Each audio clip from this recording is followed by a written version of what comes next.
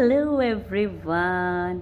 Access consciousnessৰ বিষয়ে মই সদায় কৈ থাকোঁ আৰু এই access barsৰ ক্লাছ এটা ক্ৰিয়েট হৈছে বহুত দিনৰ পৰা ৰিকুৱেষ্ট কৰি থকা হৈছিলে ক্লাছটো শনিবাৰে 7 তাৰিখে মানে জুন মাহৰ 7 তাৰিখে access baৰৰ ক্লাছ এটা মই ক্ৰিয়েট কৰিছোঁ এৰেঞ্জ কৰা হৈছে সো আপোনালোকেও যদি কোনোবাই গুৱাহাটীত access bars শিকিব বিচাৰিছে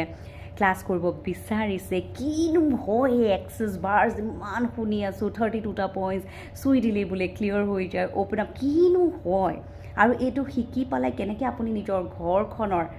ক'ব নোৱাৰাকৈ এজন মানে ডক্টৰৰ নিচিনা আপুনি কাম কৰি থাকিব পাৰিব